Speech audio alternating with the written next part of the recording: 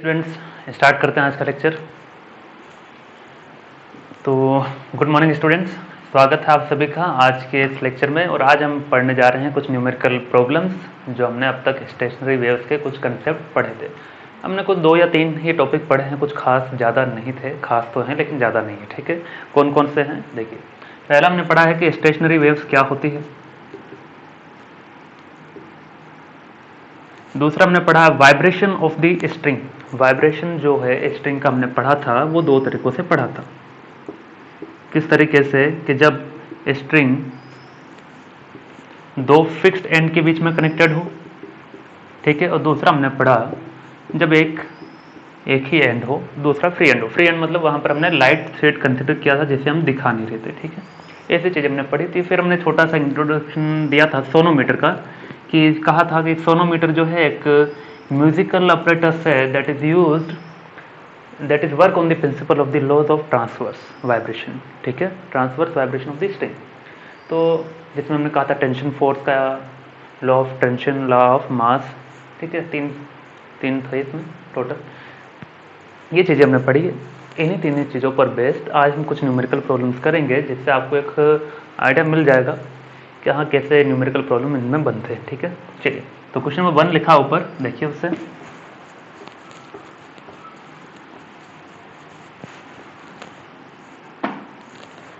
A sonometer wire has a total length 1 metre. तो sonometer की बात चल रही है, तो सोनोमीटर कुछ ऐसा, मैंने कहा था एक लकड़ी का बॉक्स बना होगा, ठीक है, जिसके ऊपर 2 छोटे से ब्रिज होते हैं इससे, बस इतना ही ध्यान रखना है। और इन दोनों के ऊपर एक स्ट्रिंग होता है, यानी कि वायर होता है, ठीक है, जो इधर भी कनेक्टेड होगा कहीं पर और इधर भी कनेक्टेड होगा, ठीक है। ये पुली वैसा कुछ दिखाया मैंने, ठीक है, बस इतना समझो कि कनेक्टेड है, okay. So a sonometer has a total length, sonometer wire has a total length of 1 meter. इस वायर का टोटल लेंथ हमें मान लेना है 1 मीटर है, ठीक है ना। ये जो वायर है 2 फिक्स्ड एंड के बीच में है, 1 meter between 2 fixed end. Where should be 2 bridges, यानी कि इन 2 ब्रिज की बात कर रहा है। Where should be 2 bridges be placed below the wire? इस वायर के नीचे इन दोनों वायर को कहाँ इस वायर के नीचे इन दोनों ब्रिज को कहाँ रखा जाए, so that 3 segments of the wire have their fundamental frequency in the ratio 1:3। यानी कि ये 2 ब्रिज है, अब इनको ऐसे रखना है कि जो 1 मीटर का वायर है वो क्या करेगा, it will have so that the 3 segments of the wire, यानी कि 3 सेगमेंट बनाएंगे, 1 2 3, ठीक है, अलग अलग लेंथ के, L1 L2 L3। तीनों का सम करेंगे तो वापस क्या आ जाएगा, L ही आएगा। ऐसा उसने कहा है कि 3 अलग अलग सेगमेंट बनाने हैं, सच डेट कि इसका फंडामेंटल फ्रिक्वेंसी और इसका फंडामेंटल फ्रिक्वेंसी जो उनका जो रेशियो है 1:3 होना चाहिए। तो यहाँ F1 है, इसलिए मैं यहाँ F2 यूज कर लेता हूँ और यहाँ F3, कोई दिक्कत नहीं। फंडामेंटल फ्रिक्वेंसी का फॉर्मूला ये होता है F = 1/2L square root of T by mu, कोई दिक्कत नहीं। F1 क्या आ जाएगा, F1 आ जाएगा 1/2L1 square root of T by mu, ठीक है। चलिए, F2 = 1/2L2 square root of T by mu, और F3 यहीं लिख दे, 1/2L3 square root of T by mu. अब जो टेंशन फोर्स है या मास पर यूनिट लेंथ है वो कंप्लीट एक वायर के लिए सेम ही रहने वाला है, ठीक है, वो चेंज नहीं होगा इस केस में, ओके। तो ये चीज़ अगर सेम है, that means we can write F1L1 is equal to 1/2 square root of T by mu, ठीक है। और यहाँ से ये लिखा जा सकता है F2L2 is equal to 1/2 square root of T by mu, और यहाँ से ये लिखा जा सकता है F3L3 is equal to 1/2 square root of T by mu. सही लिखा। फ्रॉम दिस 3 इक्वेशन 1 2 3 क्या कह सकते हैं कि तीनों तो बराबर है ना, ये तीनों राइट साइड बराबर, तो लेफ्ट साइड भी क्या होगी, बराबर होगी। तो we can write F1 L1 is equal to F2 L2 is equal to F3 L3। सही, ओके। अब अगला स्टूडेंट इसमें कहा है फ्रीक्वेंसी का रेशियो क्या है, 1:3 है, यानी कि F1 ratio F2 ratio F3 it comes out to be 1:3। Correct, सही है। अब क्या करें, अब ऐसा करते हैं, इन दोनों को लेते हैं, दोनों का रेशियो लिया, यानी कि from here we can get F1 upon F2 is equal to 1/2, और इन दोनों को लो F1 अपॉन F3 1/3। सही है। यहाँ से F2 कितना आ जाएगा देखो तो, F2 comes out to B 2F1। सही है, F2 को इधर मल्टीप्लाई किया, 2 को इधर किया। F3 कितना आ जाएगा, F3 आ जाएगा 3F1। सही है, बिल्कुल सही है। यहाँ तक लिखिए। अब इसके आगे बढ़ते हैं। सही है ना, सही है।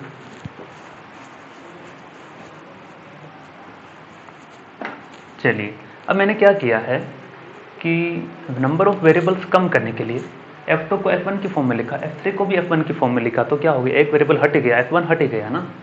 चलिए, अब L की बात, from here F1 L1 is equal to F2 L2 is equal to F3 L3। सही है। इन दोनों की बात करते हैं। क्या बात करें कि F1 L1 is equal to F2 L2। अगर मैं यहाँ से L2 निकालना चाहूँ, it comes out to be F1 upon F2 L1। सही है।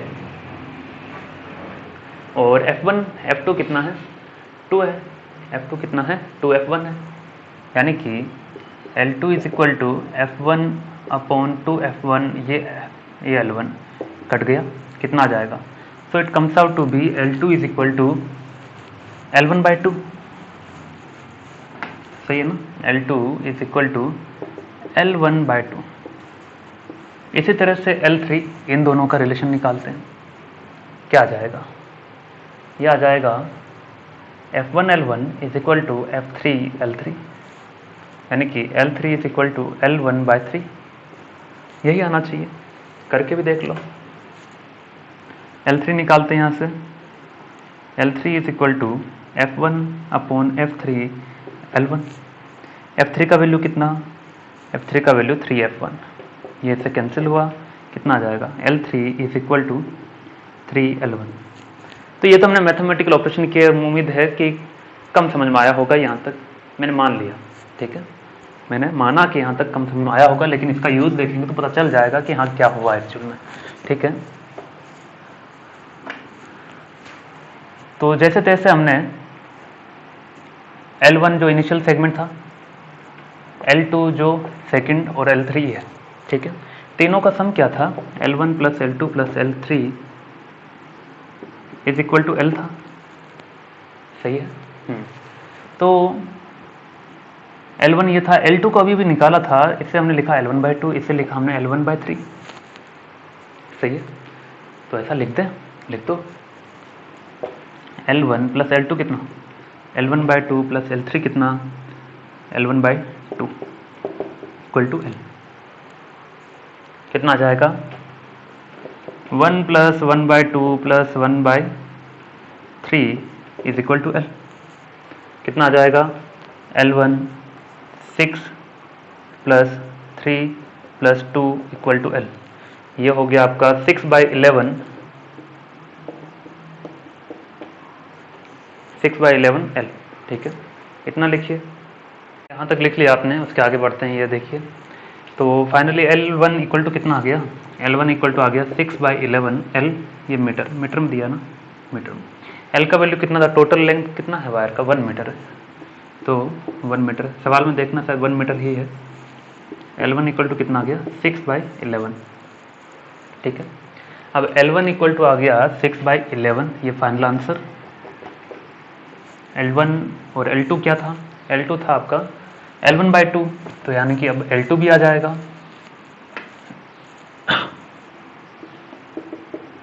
L1 कितना, 6/11 इंटू 2 कितना हो गया 6/12 मीटर, और L3 कितना आ जाएगा L1/3 आ जाएगा, है ना, आएगा 6/11 इंटू 3 यानी कि 6/33 मीटर।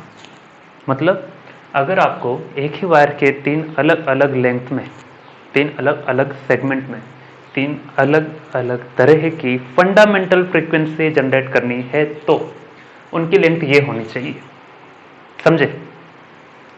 यानी कि उस वायर के 3 टुकड़े नहीं किए हैं, क्या किया हमने, वो जो वायर था एक को यहाँ पर प्लग करना है, एक को यहाँ टच करेंगे, एक को यहाँ करेंगे, एक ये लेंथ होना चाहिए 6/11, एक होना चाहिए 6/22, एक होना चाहिए 6/33, तब जा करके ये आपको फंडामेंटल फ्रीक्वेंसी देगा जो आपको चाहिए। ठीक है, नेक्स्ट क्वेश्चन तैयार है आपके लिए, वहीं पर लिखा हुआ।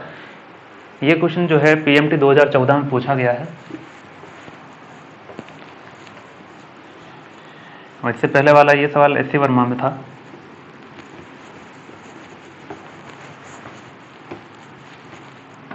चलिए, 3 similar wires of frequency N1, N2 एंड N3 are joined to make one wire. 3 wire हैं, सिमिलर है मतलब सेम मटेरियल के बने हैं, तीनों का फ्रीक्वेंसी दिया N1, N2, N3 are joined to make one wire of its frequency will be, frequency क्या होगा। यानी कि पिछले सवाल में क्या था, एक वायर दिया था, उसके 3 टुकड़े अलग अलग बनाने थे हमें, यानी कि 3 सेगमेंट करने थे, 3 सेगमेंट दिए हैं, अब वायर बनाना है। तो देखो, पहला सेगमेंट, दूसरा सेगमेंट, तीसरा सेगमेंट, इसका फ्रीक्वेंसी N1, इसका फ्रीक्वेंसी N2, इसका फ्रीक्वेंसी N3। ठीक है, बड़ा लिख देता हूँ, N1, N2, N3, इसका लेंथ मान लो L1, L2, L3। Complete length मान लेते हैं कितना है, L है, कंप्लीट लेंथ मान लेते हैं कितना है, L है। That means L1 plus L2 plus L3 is equal to L। ठीक है, अब N1 का क्या करें, N1, N2, N3 ये all are the fundamental frequency for particular segment. ठीक है, चलिए, तो 1/2L 1 square root of T by mu. ठीक है, N2 is equal to 1/2L2 square root of T by mu, and N3 is equal to 1/2L3 square root of T by mu. यहाँ तक ठीक, okay. अब यहाँ से दिख रहा है कि L3 is equal to 1/2 square root of T by mu. कुछ भी नया नहीं करने वाले, पिछले वाले जैसा ही है, बस रिजल्ट नया है, 1/2 square root of T by mu, and from here L3 is equal to 1/2 square root of, अच्छा ये 1 है ना, ये N1 L1 is equal to 1/2 square root of T by mu. ठीक है, देखो यहाँ से इसका वैल्यू ये वैल्यू तीनों क्या है, सेम है राइट हैंड साइड में, तो लेफ्ट हैंड साइड भी क्या होगी, सेम होगी। So N1 L1 is equal to N2 L2 is equal to N3 L3। अगर ये सभी इक्वल है मतलब कोई ना कोई कांस्टेंट आएगा, मतलब क्या आएगा, कोई ना कोई कांस्टेंट आने वाला है। इनका वैल्यू मान लिया ये कोई कांस्टेंट है, एनी कांस्टेंट वैल्यू, कोई ना कोई कांस्टेंट वैल्यू आएगी तभी तो इक्वल होगा, है ना। चलिए, यहाँ से अगर मैं बात करना चाहूँ L1 की, L1 क्या आ जाएगा, K बाई N1, इन दोनों को कंपेयर करो, क्या आ जाएगा, N1 L1 equal to K, N1 L1 equal to K, तो L1 इक्वल टू क्या आ जाएगा, K बाई N1, L2 क्या आ जाएगा, K बाई N2, L3 क्या आ जाएगा, K by N3। L1 L2 L3 का वैल्यू मिल गया, यहाँ पुट कर दो, सही है, कर देते हैं, मिटा दे रहा हूँ। L1 का वैल्यू कितना, L1 का वैल्यू है K/N1, L2 का वैल्यू K/N2, K/N3। अब L ये तो कंप्लीट लेंथ है ही, तो L को क्या लिख देंगे, K any constant upon N, उसका रिजल्टेंट जो फ्रीक्वेंसी होगा, कंप्लीट। K कॉमन ले लो, खेल खत्म। ठीक है, क्या आ जाएगा, 1/N is equal to 1/N1 plus 1/N2 plus 1/N3। वाह, मज़ा ही आ गया है कि नहीं, लिख लीजिए फटाफट से, अगला क्वेश्चन करते हैं। स्टूडेंट्स, ये सवाल अपने लिए तैयार है, देखिए ऑप्शन भी लिखे हैं। Question number 3, A massless road is suspended bye 2 identical string. ये जो है एक मासलेस रोड है, वो सस्पेंड हुई है 2 स्ट्रिंग से, 2 आइडेंटिकल स्ट्रिंग से, A B and C D. ठीक है, इसको लटकाया है ए बी और सी डी के सपोर्ट से, और ए बी और सी डी यहाँ पर फिक्स सपोर्ट पर लगी है। चलिए, A B and C D of equal length, इन दोनों का जो लेंथ है वो इक्वल है। तो इसका अगर लेंथ मैं कहता हूं कि L है, या फिर कितना भी कह लो, क्या कहेंगे, L1 है, या फिर स्मॉल l कह दिया, कोई दिक्कत नहीं। स्मॉल l है, ये भी कितना है, स्मॉल l है। ठीक, a block of mass small m, एक स्मॉल m मास को यहाँ पर लटकाया गया है, फ्रॉम पॉइंट O, ये पॉइंट O है, सच डेट BO जो है उसका लेंथ कितना है, x है, ऐसा उसने कहा। Further it is observe that the frequency of the first harmonic जो फंडामेंटल फ्रीक्वेंसी होती है इन AB, इसकी जो फर्स्ट हार्मोनिक फ्रीक्वेंसी यानी कि F1 that is equal to the second harmonic frequency in CD, इसके सेकेंड हार्मोनिक फ्रीक्वेंसी के equal है, then the length of BO। ठीक है, तो ये क्या हो गया, एक स्ट्रिंग है, 2 फिक्स सपोर्ट के बीच में कनेक्टेड है, ये भी एक स्ट्रिंग है, 2 फिक्स सपोर्ट के बीच में कनेक्टेड है। उसकी फंडामेंटल फ्रीक्वेंसी का हम फॉर्मूला जानते हैं, इसके सेकंड हार्मोनिक का फ्रीक्वेंसी का फॉर्मूला भी हम जानते हैं। चलिए, तो उसने कहा है कि BO का लेंथ बताना है। ठीक है, बता देते हैं। ऑप्शन दिए हैं, ये L क्या है, L डायग्राम में दिया है, मैं लिखा नहीं हूँ, भी लिख देता हूँ। ठीक है ना, कैपिटल L जो है वो इसका कंप्लीट लेंथ है। ठीक है, कंप्लीट लेंथ है, तो ये लेंथ कितना हो गया, L माइनस एक्स। ठीक है, चलिए, तो पहली बात कि F1 is equal to F2 according to given problem. ठीक है, F1 का फॉर्मूला क्या होगा, 1/2L1, 2L है, square root of T by mu, सही। और F2 that is the second harmonic, ऊपर क्या आ जाएगा, 2 आ जाएगा, 2/2L square root of T by mu, 2 से 2 कटेगा, यानी कि F2 कितना है, 1/L square root of T by mu. ठीक है, टेंशन फोर्स अलग अलग होगा क्या, जी हाँ, बिल्कुल टेंशन फोर्स अलग होगा, क्योंकि लेंथ सेम है लेकिन फ्रीक्वेंसी डिफरेंट है, तो टेंशन डिफरेंट होगा ही होगा। T1 लेट्स से T2, तो इसमें कह दिया मैंने T1, इसमें कह दिया T2, तो F1 और F2 का वैल्यू रख देते हैं, और मास पर यूनिट लेंथ सेम रहने वाला है। ठीक है, मास सेम ही रहेगा, फ्रीक्वेंसी की वजह से टेंशन सेम जाएगा नहीं। चलिए, अब वैल्यू पुट करते हैं, 1/2L square root of T1 by mu is equal to 1/L square root of T by T2 by mu. L से L खत्म हो गया, चलिए, म्यू से म्यू खत्म हो गया, खत्म हुआ। ओके, अब यहाँ से 1/2 square root of T1 is equal to square root of T2, square कर दें तो कितना आ जाएगा, T1 इक्वल टू 4T2। ठीक है, ये आया एक रिलेशन, लेकिन हमें तो x निकालना है। अगर आपको इलास्टिसिटी का जेईई मेंस का वाला क्वेश्चन याद हो, तो ऐसा ही क्वेश्चन हमने वहाँ किया था, जिसमें हमने रोटेशनल इक्विलिब्रियम लगाया था। तो रोटेशनल इक्विलिब्रियम लगाया था, उसमें कहा गया था कि किसी पॉइंट के अबाउट हम टॉर्क फाइंड करते हैं।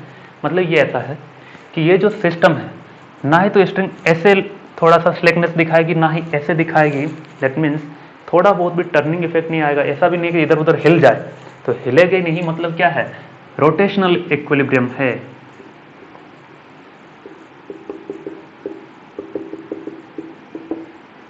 यानी कि नेट टॉर्क 0। ठीक है, तो नेट टॉर्क अबाउट किसी भी पॉइंट के, let's say about point O, about point O। ठीक है, net torque about point O equal to 0। इसके अबाउट क्यों करेंगे, क्योंकि m का वैल्यू हमें पता नहीं, तो इसे हमें हटाना है, तो जिस पॉइंट के अबाउट टॉर्क फाइंड करते हैं उसके अबाउट टॉर्क आता ही नहीं है। ठीक है ना, चलिए, तो यहाँ पर 2 लोग हैं, देखो ऐसा, एक T1 फोर्स है, यहाँ पर पॉइंट O है, ये लेंथ x है। ठीक है, ये नीचे mg लग जाएगा, और इधर ऊपर लग रहा है T2, ये लेंथ है L माइनस एक्स, ठीक है। इसके अबाउट टॉर्क फाइंड करना है, ठीक है। टॉर्क होता है क्या, force multiplied by perpendicular distance, ठीक है। क्लॉकवाइज घुमा तो पॉजिटिव, क्लॉकवाइज घुमा तो पॉजिटिव, और एंटी क्लॉकवाइज घुमा तो नेगेटिव। इस कंसेप्ट को समझने के लिए रोटेशनल इक्विलिब्रियम में चल जाइए, रोटेशनल मोशन के अंदर हमने पढ़ा हुआ है, ठीक है, टॉर्क वाले लेक्चर में। चलिए यहां से डिस्टेंस देखेंगे तो it's a distance r vector और ये फोर्स, ठीक है। तो डिस्टेंस ऐसा है, ये रहा, फोर्स ऊपर की तरफ लग रहा है यानी कि T1, ये x, तो r क्रॉस f ऐसा घुमाएगा, r क्रॉस f ऐसा घुमाएगा, कौन सा है, क्लॉकवाइज, दैट मीन्स पॉजिटिव, यानी कि T1 मल्टीप्लाइड बाई एक्स, सही है। T1 ये मिटा दे रहा हूं ऊपर वाला,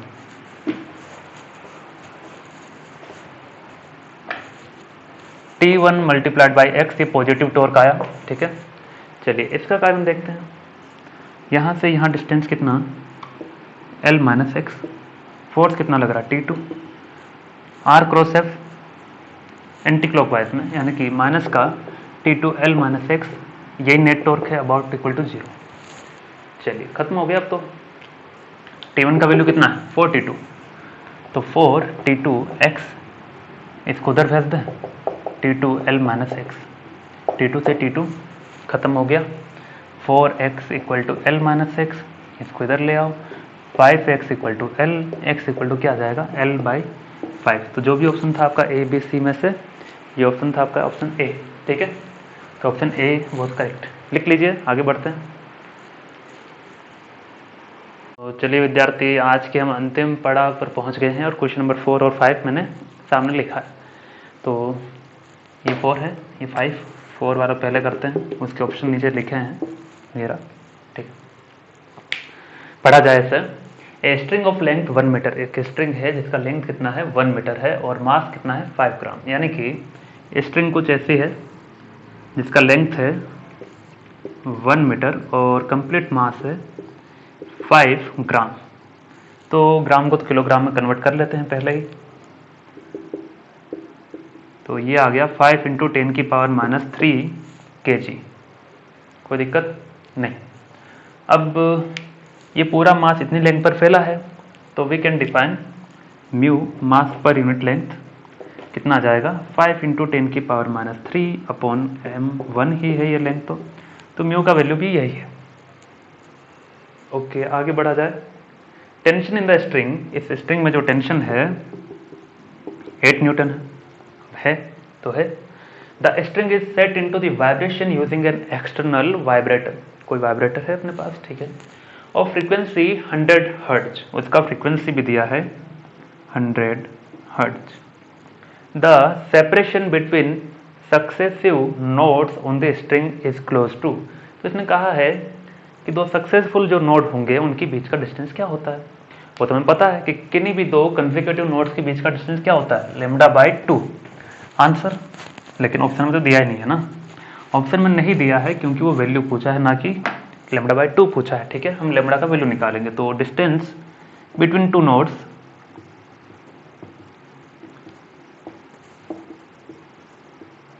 is equal to lambda by 2, यानी कि अब हमें लेमडा चाहिए, लेमडा चाहिए तो एफ दिया है, एफ दिया है, लेमडा चाहिए, तो क्या करें क्या करें क्या करें।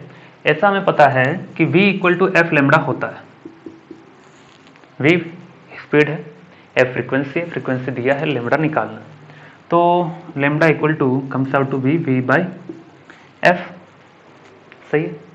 एफ तो पता है, v का क्या करेंगे, उसके लिए टेंशन दिया है, म्यू दिया, यानी कि वेलोसिटी ऑफ स्पीड को क्या लिख सकते हैं, वेलोसिटी ऑफ वेव स्पीड क्या है ना, square root of T by mu, तो lambda comes out to be, मिटा दें इससे, मिटा ही देते हैं, ऑप्शन चेक कर लेना आप कौन सा आता है। 1 अपॉन एफ 100, टी कितना 8, म्यू कितना 5 इंटू 10 की पावर माइनस 3। चलिए 10 की पावर माइनस 3 ऊपर गया प्लस, ठीक है, क्या आ जाएगा, तो सोल्व कर दें, सोल्व करवा देते हैं। देखो 10 की पावर 2 इंटू 10 लिख दें इससे, तब भी 10 की पावर 3 आएगा। 10 की पावर 2 बाहर आएगी, 10 की पावर 2 बाहर आएगी, तो 10 की पावर 2 स्क्वायर रूट के बाहर आएगा तो क्या बन जाएगा, ये बन जाएगा 10, ये बाहर आया 10 बन गया, नीचे क्या है 100 है। अब क्या बच गया 80/5, तो 80/5 कितना हो जाएगा 16 हो जाएगा ना, तो ये 16/5, तो लेमडा इक्वल टू ये 0 से 0 कैंसिल, ये बच गया आपका 1/10 और 80/5 हो गया 16, स्क्वायर रूट ऑफ 16 हो गया कितना 4/10, ये आ गया लेमडा। 4/10 वैल्यू पुट कर दीजिए, ये आ जाएगा 4/10 इंटू 2, ठीक है। तो ये कितना हो गया 2 2 जा 4, 1/5 मीटर में होगा, ये शायद ये मीटर में आया है, सेंटीमीटर में बदल लेंगे, आंसर सेंटीमीटर में दिया है तो कितना आ जाएगा 20 सेंटीमीटर, ठीक है। तो ये आ गया आपका आंसर 20 सेंटीमीटर, आपका कंप्लीट आंसर हो गया इसका। अगला सवाल क्वेश्चन नंबर 5 आपके लिए तैयार है, ये मिटा दे रहा हूं।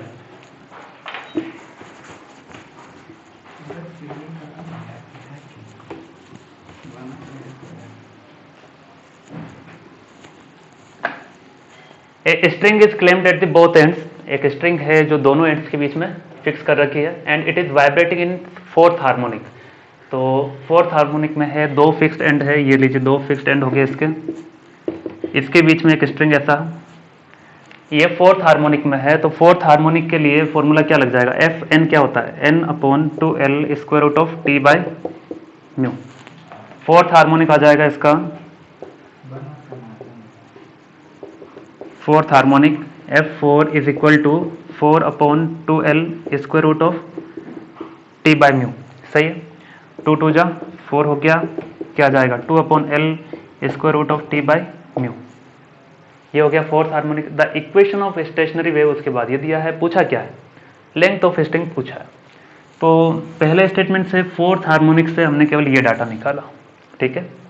अब उसने कहा है कि लेंथ ऑफ स्ट्रिंग बताना है, लेंथ ऑफ स्ट्रिंग बताना है, कैसे बताएं कैसे बताएं, तो देखो equation of stationary wave 0.3 1/2l square root of t by mu, चलिए आगे बढ़ते हैं, इसमें मिटा दें इसे, यहाँ से इसे ही मिटा देते हैं। फोर्थ हार्मोनिक आया कितना 2/l square root of t by mu, तो फोर्थ हार्मोनिक आ गया अपने पास 1/2l 2/l है ना square root of t by mu. अब देखिए इसमें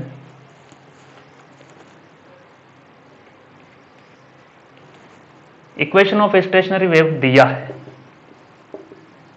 इक्वेशन ऑफ स्टेशनरी वेव दिया है 0.3 sin 0.157x, देखेंगे उसका यूज होगा, कहीं करेंगे है ना, नहीं पता उसका यूज होना है या नहीं।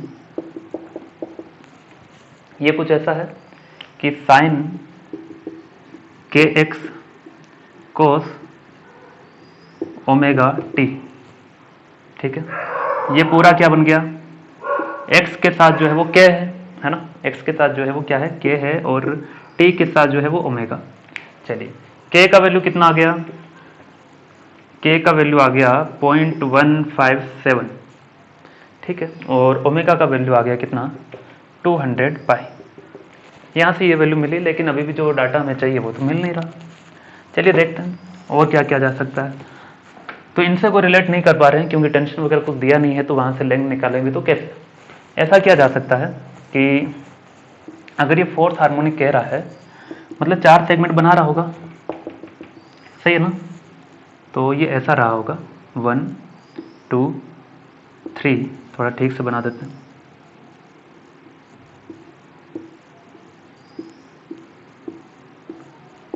ठीक 4 सेगमेंट है तभी तो फोर्थ हार्मोनिक आएगा।